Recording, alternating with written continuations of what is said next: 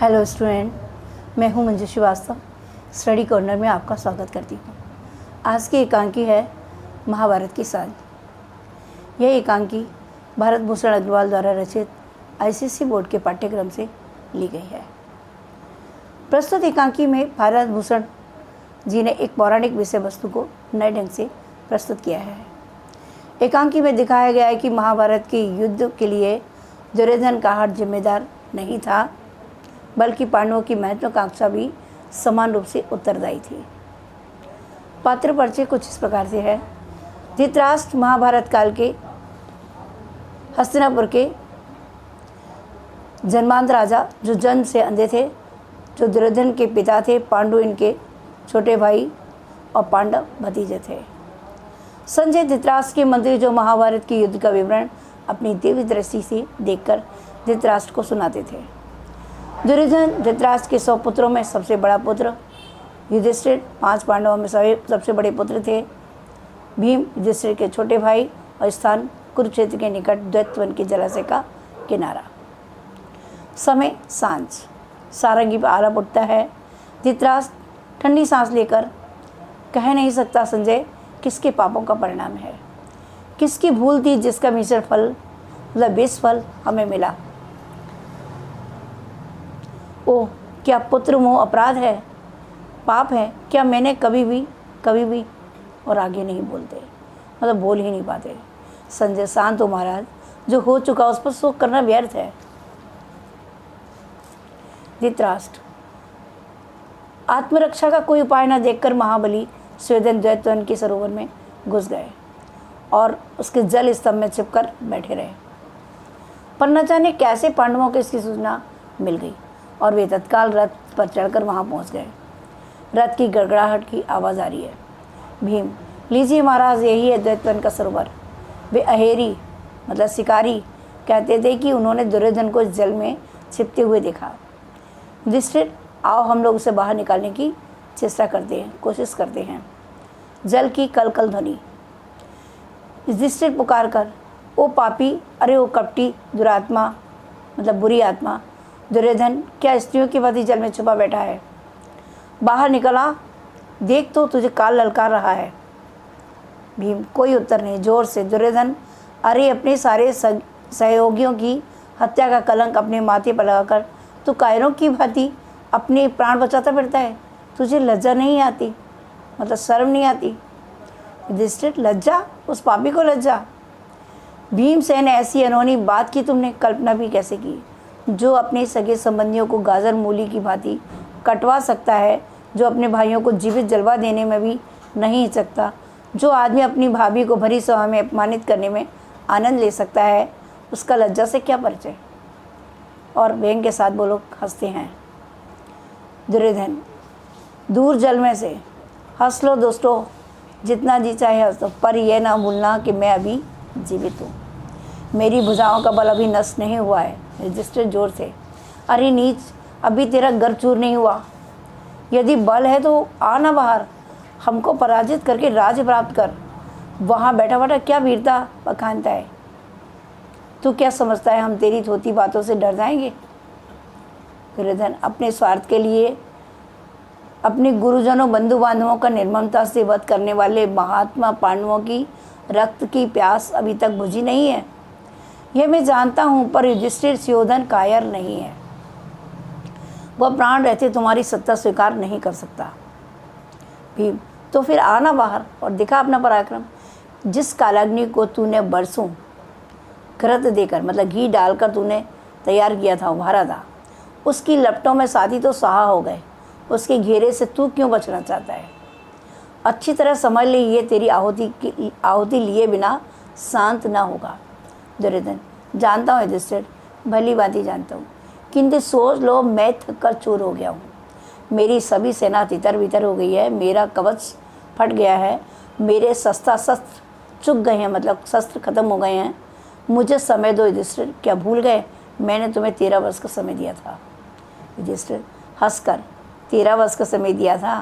दुर्योधन, तुमने तो हमें वनवास दिया था, यह सोचकर कि 13 वर्ष वन में रहकर हमारा उत्साह ठंडा पड़ जाएगा, हमारी शक्ति क्षीण हो जाएगी, कमज़ोर हो जाएगी, हमारे सहायक बिखर जाएंगे और तुम अनायास हम पर विजय पा सकोगे। इतनी आत्मप्रवंचना ना करो दुर्योधन। जिससे तुम तो धर्मराज कहलाते हो, तुम्हारा दम है कि तुम अधर्म नहीं करते, फिर तुम्हारे रहते तुम्हारी आंखों के आगे ऐसा अधर्म तो सोचो तो। भीम हंसकर, अच्छा तो अब तुझे धर्म का स्मरण हुआ। सच है कायर और पराजित ही अंत में धर्म की शरण लेते हैं।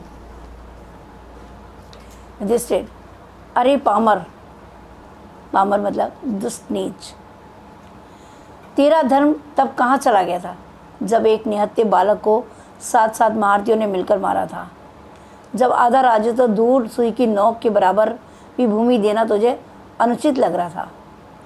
अपने अधर्म से इस पुण्य लोक भारत भूमि में द्वेष की ज्वाला धधका कर तू धर्म की दुहाई देता है। मतलब अब तू धर्म की दुहाई देता है। धिक्कार है तेरे ज्ञान को, धिक्कार है तेरी वीरता को। दुर्योधन, एक निहत्थे थके हुए व्यक्ति को घेर कर वीरता का उपदेश देना आसान है, तो सहज है। युधिष्ठिर, मुझे खेद है कि उसके लिए तुम्हारी प्रशंसा नहीं कर सकता, पर मैं सच कहता हूँ तुमसे इस नर हत्याकांड से मुझे विरक्ति हो गई है। इस रक्त रंजित सिंहासन पर बैठकर राज करने को मेरी कोई इच्छा नहीं है। तुम निश्चिंत मन से जाओ और राज भोगो। सुयोधन, तू वन में जाकर भगवत सद्भक्ति में दिन बिताएगा। भीम, व्यर्थ है दुर्योधन, तेरी ये सारी कूटनीति व्यर्थ है। मतलब गुप्त चाल तेरी व्यर्थ है। अपने पापों के परिणाम से अब तू किसी भी प्रकार बच नहीं सकता। बाहर निकलकर युद्ध कर, बस यही एक रास्ता बचा है, यही एक मार्ग है। दुर्योधन, अप्रस्तुत को मारने से यदि तुम्हें संतोष मिलता है तो लो, मैं बाहर आता हूँ। जल से बाहर निकलकर पास आने तक की आवाज़। पर मैं पूछता हूँ जिससे मेरे प्राणों का नाश करके तुम्हें क्या मिल जाएगा। जिससे, अरे पापी, यदि प्राणों का इतना ही मोह था तो फिर यह महाभारत क्यों रचाया? न्याय को ठोकर मारकर न्याय का पथ क्यों ग्रहण किया? दुर्योधन कहता है, युधिष्ठिर, मैंने जो कुछ किया अपनी रक्षा के लिए किया। मैं जीना चाहता था, शांति और मेल से रहना चाहता था। मैं नहीं जानता था कि तुम्हारे रहते मेरी यह कामना या सामान्य शिक्षा भी पूरी ना हो सकेगी। भीम, पाखंडी, तुझे झूठ बोलने में लज्जा नहीं आती? दुर्योधन, ले लो राक्षसों, यदि तुम्हारी हिंसा इसी से तृप्त होती है तो ले लो, मेरे प्राण भी ले लो। जब मैं जीवन भर प्रयास करके भी अपनी एक भी घड़ी शांति से न बिता सका, जब मैं अपनी एक भी कामना को फलते ना देख सका, तो अब इन प्राणों को रखकर भी क्या करूँगा? लो, उठाओ अस्त्र, उड़ा दो मेरा शीश। अब देखते क्या हो, मैं निहत्तर तुम्हारे सम्मुख खड़ा हूँ। ऐसा सुअवसर कब मिलेगा? मेरा जीवन मतलब मेरे जीवन शत्रु हो, मतलब मेरे जीवन के शत्रु। युधिष्ठिर, पहली वीरता का दम, अंत में करुणा की भीख। कायरों का यही नियम है, परंतु दुर्योधन कान खोलकर सुन लो, हम तुम्हें दया करके छोड़ेंगे भी नहीं और तुम्हारी भांति अधर्म से हत्या कर बधिक भी न कहलाएंगे। बधिक मतलब हत्यारे नहीं कहलाएंगे। हम तुम्हें कवच और अस्त्र देंगे, तुम जिस अस्त्र से लड़ना चाहो बता दो। हम में से केवल एक व्यक्ति ही तुमसे लड़ेगा और यदि तुम जीत गए तो सारा राज्य तुम्हारा। कहो, यह तो अधर्म नहीं है ना? स्वीकार है। भीम, इस दुराचारी के साथ ऐसा व्यवहार बिल्कुल अनावश्यक है। दुर्योधन, मैं तो कह चुका हूँ युधिष्ठिर, मुझे विरक्ति हो गई है। मेरी समझ में आ गया है कि अब प्राणों की तृप्ति की चेष्टा व्यर्थ है, मतलब प्राणों की तृप्ति की चेष्टा बेकार है। विफलता के इस मरुस्थल में एक बूंद आएगी तो सूख कर खो जाएगी। विफलता के इस मरुस्थल मतलब रेगिस्तान में अगर एक बूंद आ भी गई प्रसन्नता की, खुशी की, तो वो सूख जाएगी। यदि तुम्हें इसी में संतोष हो, तुम्हारी महत्वाकांक्षा, बड़ा बनने की इच्छा मेरा मृत देह पर ही अपना जय स्तंभ उठाए, तो फिर यही सही। सांस लेकर चलो, यह भी एक प्रकार से अच्छा ही होगा। जिन्होंने मेरे लिए अपने प्राणों की बलि दी उन्हें मुंह तो दिखा दूंगा। रुक कर, अच्छी बात है युधिष्ठिर, मुझे एक गदा दे दो, फिर देखो मेरा पौरुष। और लघु मतलब छोटा सा विराम होता है, ब्रेक आता है। संजय, अब यहाँ पर संजय क्या बात कह रहे हैं? इस प्रकार महाराज पांडवों ने विरक्त सुयोधन को युद्ध के लिए विवश किया, मतलब मजबूर किया। पांडवों की ओर से भीम गदा लेकर रण में उतरे। दोनों वीरों में घमासान युद्ध होने लगा और सुयोधन का पराक्रम सबको चकित कर देता था। ऐसा लगता था मानो विजय सी अंत में उन्हीं को वर्ण करेगी। पर तभी श्री कृष्ण के संकेत पर भीम ने सुयोधन की जंघा पर तभी श्री कृष्ण के संकेत पर भीम ने सुयोधन की जंघा पर गदा का भीषण प्रहार किया। कुरुराज आहत होकर चीख कर गिर पड़े। धृतराष्ट्र, हाय पुत्र, इन हत्यारों ने अधर्म से तुम्हें परास्त किया। संजय, मेरे इतने उत्कंठ स्नेह का ऐसा अंत मैं नहीं सह सकता। संजय, धैर्य रखें महाराज, धैर्य। कुरुकुल के इस डगमगाते पोत मतलब डगमगाते जहाज के अब आप ही कर्णधार हैं, आप ही मल्ला हैं। धृतराष्ट्र, संजय, बदलाने की चेष्टा नहीं करो, मतलब बदलने की कोशिश मत करो, बात को बदलने की कोशिश मत करो, रुक कर। पर ठीक कहा तुमने, कुरुकुल का कर्णधार ही अंधा है, उसे दिखाई नहीं देता। संजय महाराज, ठीक यही बात सुयोधन ने कही थी। धृतराष्ट्र, क्या कहा था सुयोधन ने? कब? संजय, जब सुयोधन आहत होकर भूमि पर गिर पड़े तो पांडव जय ध्वनि करते और हर्ष मनाते अपने शिविर को लौट गए। संध्या होने पर पहले अश्वत्थामा आए और कुरुराज की यह दशा देखकर बदला लेने का प्रण करके चले गए। फिर युधिष्ठिर आए। सुयोधन के पास आकर वो झुके और शांत स्वर में बोले। दुर्योधन की कराह जो बीच बीच में चलती रहती है। युधिष्ठिर, दुर्योधन, आंखें खोलो भाई। दुर्योधन कराहते, कौन है?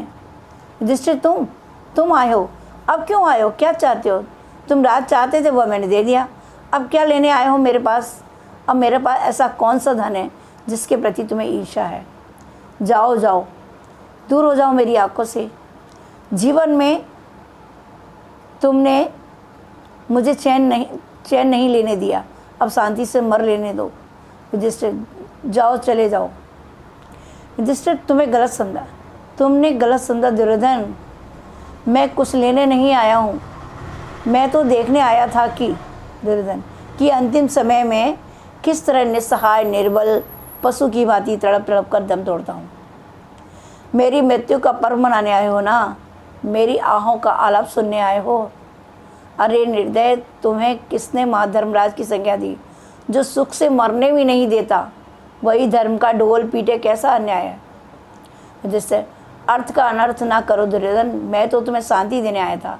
मैंने सोचा हो सकता है तुम्हें पश्चाताप हो रहा हो, यदि ऐसा हो तो मैं तुम्हारी व्यथा हल्की कर सकूं, इसी उद्देश्य से मैं आया था। दुर्योधन, हाय रे मिथ्या अभिमानी, अब भी दया का ढोंग नहीं छोड़ा।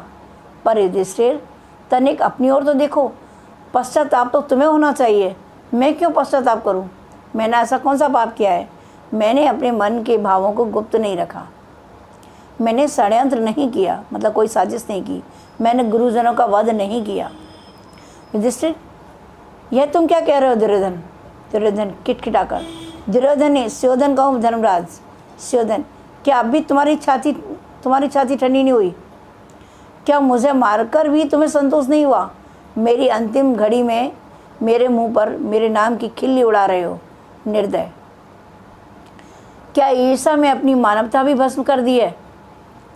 युधिष्ठिर, क्षमा करो भाई, अब तुम्हें और अधिक कष्ट नहीं पहुंचाना चाहता, पर मेरे कहने ना कहने से क्या, आने वाली पीढ़ियां तुम्हें दुर्योधन के नाम से ही संबोधित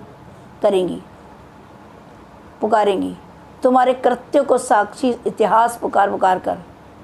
दुर्योधन, मुझे दुर्योधन कहेगा यही ना? जानता हूँ युधिष्ठिर, मैं जानता हूँ मुझे मारकर भी तुम चुप नहीं बैठोगे। तुम विजेता हो, अपने गुरुजनों और सगे संबंधियों के शोणित मतलब रक्त की गंगा में नहाकर तुमने राज मुकुट धारण किया है। तुम अपनी देख रेख में इतिहास लिखवाओगे और उसका पूरा पूरा लाभ उठाने में क्यों चूकोगे? सुयोधन को सदा के लिए दुर्योधन बनाकर छोड़ोगे, कराकर उसकी देह को ही नहीं उसका नाम तक मिटा दोगे। यह मैं अच्छी तरह जानता हूँ। रुक कर मेरे मरने पर तुम जो चाहे करना, मैं तुम्हारा हाथ पकड़ने नहीं आऊँगा। पर इस समय जब तुम्हारा सबसे बड़ा शत्रु मर रहा है, उसे इतना न्याय तो दो कि उसका मिथ्या अपमान ना करो। युधिष्ठिर ने सदा न्याय ही किया है सुयोधन। न्याय के लिए वह बड़े बड़े दुख उठाने को भी नहीं चुका है। सगे संबंधियों के तड़प तड़प कर प्राण त्यागने का यह भीषण दृश्य, अबलाओं अनाथों का वो करुण चित्कार किसी भी हृदय को दहलाने के लिए पर्याप्त है। पर सुयोधन में संहार के इस दृश्यों को भी शांत भाव से सह गया, क्योंकि न्याय के पद पर जो भी मिले सब स्वीकार है। दुर्योधन, यह दम है युधिष्ठिर, यह मिथ्या अहंकार है। मैं तुम्हारी यह आत्म प्रशंसा नहीं सुन सकता। इसे तुम अपने भक्तों के लिए ही रहने दो। तुम विजय की डींग मारते हो, पर न्याय धर्म की दुहाई मत दो। स्वार्थ को न्याय का रूप देकर धर्मराज की उपाधि धारण करने में तुम्हें संतोष मिलता है तो मिले। मेरे लिए वह आत्म प्रवंचना है, मतलब अपने आप को धोखा देना है। मैं उससे घृणा करता हूँ। युधिष्ठिर स्वार्थ, दुर्योधन स्वार्थ। युधिष्ठिर कहता है स्वार्थ, दुर्योधन स्वार्थ। दुर्योधन, और नहीं तो क्या, जिस राज्य पर तुम्हारा रत्ती भर भी अधिकार नहीं था, उसी को पाने के लिए तुमने युद्ध ठाना।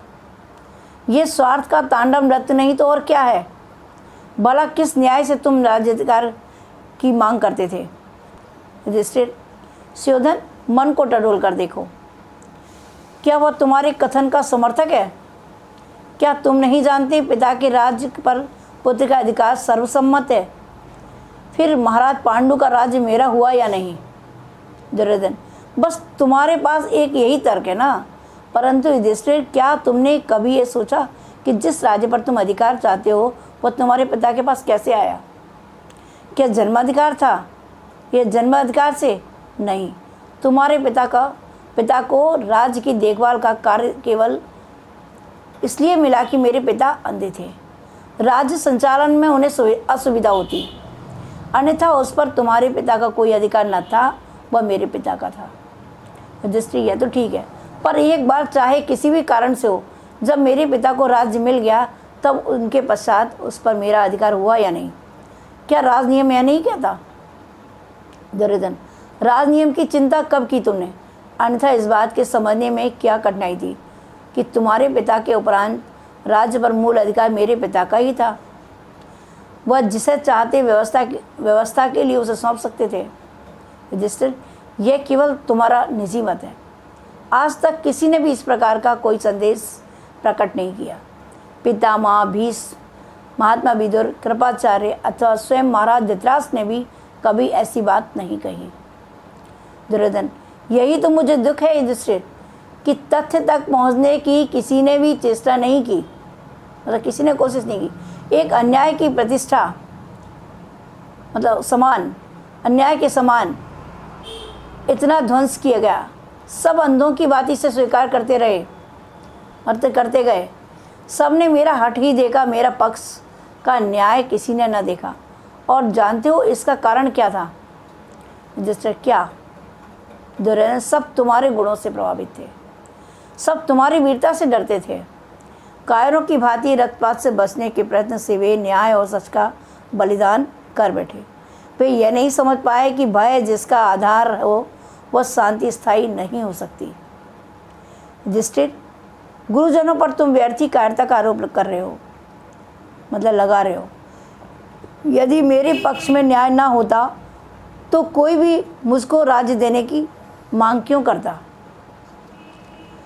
दुर्योधन, तभी तो कहता हूँ युधिष्ठिर कि स्वार्थ ने तुम्हें अंधा बना दिया, अन्यथा इतनी छोटी सी बात क्या तुम्हें दिखाई ना पड़ जाती? जितने धार्मिक और न्यायी व्यक्ति थे, सब ने इस युद्ध में मेरा साथ दिया। यदि न्याय तुम्हारी ओर था तो फिर भीष्म, द्रोण, कृपाचार्य, अश्वत्थामा सब मेरी ओर से क्यों लड़े? क्या वे जानबूझकर अन्याय का साथ दे रहे थे? क्या यहाँ तक कि कृष्ण जैसे तुम्हारे परम मित्र ने भी मेरी सहायता के लिए अपनी सेना दे दी। वे चतुर थे, दोनों पक्षों से मैत्री रखना ही उन्होंने अच्छा समझा। ऐसा क्यों हुआ बोलो? इसलिए न कि न्याय वास्तव में मेरी ओर था। युधिष्ठिर कहता है स्योदन, मैं तुम्हें सांत्वना देने आया था, तसल्ली देने आया था, विवाद करने नहीं। मैं तो तुम्हारी पीड़ा बांटने आया था, क्योंकि तुम चाहे जो समझो मेरी इस बात का तुम विश्वास करो, मैं इस रक्तपात के लिए तैयार ना था। मेरी इच्छा यह कदापि नहीं थी। दुर्योधन, मैं इसका कैसे विश्वास करूं? क्या तुम्हारे कह देने से ही, पर तुम्हारे बचनों से भी सशक्त स्वर है तुम्हारे कार्यों का, तुम्हारे जीवन की गतिविधि का। और वह पुकार कर कह रही थी कि युधिष्ठिर सोड़े तर्पण चाहता है। युधिष्ठिर रक्त की होली खेलने के लिए ही सारे अवसर जुटा रहा है। भविष्य को भी तुम चाहो तो बहका सकते हो युधिष्ठिर, पर सुयोधन को नहीं बहका सकते, क्योंकि उसने अपने बचपन से लेकर अब तक की एक एक घड़ी तुम्हारी ईर्ष्या की रथ की गड़गड़ाहट सुनते हुए बिताई है। तुम्हारी तैयारियों ने उसे एक रात भी चैन से सोने नहीं दिया। युधिष्ठिर, सुयोधन, मुझे लगता है तुम सुध-बुध खो बैठे हो, तुम प्रलाप कर रहे हो। भला ज्ञान में भी कोई ऐसी असंभाव्य बातें कहता है, मतलब जो घटित ना हो सकता हो। जो पांडव तुमसे तिरस्कृत होकर घर घर भीख मांगते मेरे, वन जंगलों को धूल चाहते मेरे, उनके संबंध में भला कौन ज्ञानी व्यक्ति तुम्हारी इस कथन पर विश्वास करेगा? दुर्योधन, मैं जानता हूँ युधिष्ठिर कोई विश्वास नहीं करेगा, और करना भी चाहे तो तुम उसे विश्वास नहीं करने दोगे। पर इससे क्या, सत्य को दबाकर उसे मिथ्या नहीं किया जा सकता। बचपन से जब हम लोगों ने एक साथ शिक्षा पाई, तब से आज तक के सारे चित्र मेरी दृष्टि हरे हैं। पुरोचन को कपट से मारकर तुम पांचाल गए और यहाँ द्रौपद को अपनी ओर मिलाया। तभी तो तुम्हारा बल बढ़ता देखकर पिताजी ने आधा राज्य दे दिया। युधिष्ठिर, मैं तो यही जानता हूँ कि आधे राज्य पर मेरा अधिकार था। दुर्योधन, सत्य को ढकने का प्रयत्न न करे युधिष्ठिर, उसे निष्पक्ष होकर जांचो। मेरे पास प्रमाणों की कमी नहीं है। आधा राज्य पाकर भी तुमने चैन न लिया। तुमने अर्जुन को चारों ओर दिग्विजय के लिए भेजा। राजसूय यज्ञ के बहाने तुमने जरासंध और शिशुपाल को समाप्त किया, और यहाँ तक कि जुए में खेल में भी तुम अपनी ईर्ष्या न भूले, और तुमने झट से अपना राज्य दांव पर लगा दिया। और यदि तुम जीते तो तुम्हें मेरा राज्य अनायास ही मिल जाए, मतलब बिना प्रयास के मिल जाए। वनवास उसी महत्वाकांक्षा का परिणाम था, मेरा इसमें कोई हाथ न था। युधिष्ठिर, तुमने जिस तरह भरी सभा में द्रौपदी का अपमान किया। दुर्योधन, मेरा अपमान भी तो द्रौपदी ने भरी सभा में ही किया था। तब तुम्हारी ये न्याय भावना क्या सो रही थी? फिर द्रौपदी को दांव पे लगाकर क्या तुमने उसका सम्मान करने की कोशिश की थी? जिस तरह द्रौपदी सभा में आई द्रौपदी नहीं थी, वह जुए में जीती हुई दासी थी। जिससे यह तुम कैसे विचित्र बातें कर रहे हो? दुर्योधन, सत्य को विचित्र मानकर उड़ा नहीं सकते युधिष्ठिर। अपने ही कृत्य से वनवास पाकर भी उसका दोष मेरे ही मत्थे मढ़ा गया, और फिर उस वनवास का एक एक क्षण युद्ध की तैयारी में लगाया गया। अर्जुन ने तपस्या द्वारा नए नए शस्त्र प्राप्त किए, विराट राज से मैत्री कर नए नए संबंध बनाए, और अवधि पूर्ण होते ही अभिमन्यु के विवाह के बहाने मित्र राजाओं को निमंत्रण देकर एकत्रित किया गया। युधिष्ठिर, क्या इस कटु सत्य को मिटा सकते हो? मतलब इस कड़वे सच को मिटा सकते हो? युधिष्ठिर, यदि जो कुछ तुम कह रहे हो वह सत्य है तो दुर्योधन तुम मेरा विश्वास करो। तुमने प्रत्येक घटना के उल्टे अर्थ लगाए, जो नहीं है उससे कल्पना के द्वारा देखा, यह सब मिथ्या है। दुर्योधन, किंतु यही बात मैं तुम्हारे लिए कह सकता हूँ युधिष्ठिर, क्योंकि अंतर्यामी जानते हैं कि मैंने कोई बुरा आचरण नहीं किया, मतलब मन की बात जानने वाले। मैंने एकमात्र अपनी रक्षा की, जब तक तुमने आक्रमण नहीं किया मैं चुप रहा। जब मैंने देखा कि युद्ध अनिवार्य है तो फिर विवश होकर वीरोचित की तरह वीरों की तरह उचित कर्तव्य करना पड़ा। युधिष्ठिर, अभिमन्यु वध भी क्या वीरोचित था? दुर्योधन, एक एक बात पर कहाँ तक विचार करोगे युधिष्ठिर? जब भीष्म, द्रोण, कर्ण का वध वीरोचित हो सकता है तो फिर अभिमन्यु के वध में भी ऐसी क्या विशेषता थी जो आज भीमसेन ने मुझे इस प्रकार पराजित किया है? वही क्या वीरोचित कहलाएगा? पर युधिष्ठिर, मेरे पास अब इतना समय नहीं है कि इन सब की विवेचना करूं। मैं तो सबकी बात जानता हूं कि तुम्हारी महत्वाकांक्षा ही इस नरसंहार का, इस भीषण रक्तपात का मूल कारण है। मैं तो एक निस्सहाय विवश व्यक्ति की भांति केवल जूझ पड़ा हूँ। तुम्हारे चक्रांत मतलब तुम्हारी साजिश में, षड्यंत्र में मैं मेरे लिए पुरस्कार निर्धारित किया गया था। युधिष्ठिर, सुयोधन, तुम्हें भ्रांति हो गई है। तुम सत्य और मिथ्या का भेद करने में असमर्थ हो। तुम्हारे मस्तिष्क की यह दशा सचमुच दयनीय है। दुर्योधन, बड़े निष्ठुर और युधिष्ठिर, मरणोन्मुख मतलब जो मृत्यु के समीप भाई से दुराव करते तुम्हारा हृदय नहीं पसीजता। कुछ क्षणों में ही मैं इस लोक की सीमाओं से परे पहुंच जाऊंगा, दूर हो जाऊंगा। मेरे सम्मुख यदि तुम सत्य स्वीकार कर भी लोगे तो तुम्हारे राजस्व को कोई हानि नहीं पहुंचेगी और कराहता है। पर नहीं, मैं भूल गया, तुम तो अपने शत्रु की इस विकल मृत्यु पर प्रसन्न हो रहे हो। आज वह हुआ जो तुम चाहते थे और जो मैं नहीं चाहता था। मैंने अपने संपूर्ण जीवन का एक एक पल तुम्हारी महत्वाकांक्षा की टकराहट से बचने में लगाया, परंतु मेरे सारे प्रयत्न निष्फल हो गए, बेकार हो गए। वह देखो, अब अंधेरा बड़ा आ रहा है, सांझ हो रही है, मेरे जीवन की अंतिम सांझ। पृष्ठभूमि में सारंगी का करुण आलाप चढ़ता है और उधर वे मेघ घिरे आ रहे हैं, द्रौपदी के बिखरे केसों की भांति भी मुझे निगल लेंगे। युधिष्ठिर, जाओ जाओ, मुझे मरने दो। तुम अपनी महत्वाकांक्षा को फलते फूलते देखो। जाओ, गुरुजनों, बंधु बांधवों के रक्त से अभिषेक कर राज सिंहासन पर विराजो। मैं तुम्हारे चरणों से रोंदे हुए मतलब पैरों के कुचले हुए कांटे की भांति तुम्हारे मार्ग से हट जाता हूँ। युधिष्ठिर, इतने उत्तेजित ना हो दुर्योधन, वीरों की भांति धैर्य रखो, शांत हो। दुर्योधन, घबराओ नहीं युधिष्ठिर, मेरी शांति के लिए तुम जो उपाय कर चुके हो वह अचूक है। 2 क्षण और फिर मैं सदा को शांत हो जाऊंगा। पर अंतिम सांस निकलने से पहले युधिष्ठिर, एक बात कह देता हूँ। तुम पश्चाताप की बात पूछने आए थे ना, मेरे मन में कोई पश्चाताप नहीं है। मैंने कोई भूल नहीं की। मैंने भय से तुम्हारी शरण नहीं मांगी। अंत तक तुमसे टक्कर लियो और अब वीर गति पाकर स्वर्ग को जाता हूँ। समझे युधिष्ठिर, मुझे कोई ग्लानि नहीं है, कोई पश्चाताप नहीं है। केवल एक दुख मेरे साथ जाएगा। युधिष्ठिर, क्या? ये दुर्योधन, यही कि मेरे पिता अंधे क्यों हुए। नहीं तो और करुण आलाप उठकर धीरे धीरे लुप्त हो जाता है। तो यह था आज की एकांकी। इस एकांकी से हमें यही संदेश देती है महाभारत मानव जीवन को यह संदेश देती है कि परिवार में कभी भाइयों के प्रति वैमनस्य, ईर्ष्या का भाव नहीं होना चाहिए। Thank you. अगर आपको मेरी वीडियो पसंद आई तो लाइक, शेयर और कमेंट ज़रूर कीजिए और मेरे चैनल को सब्सक्राइब ज़रूर कीजिए। Thank you children.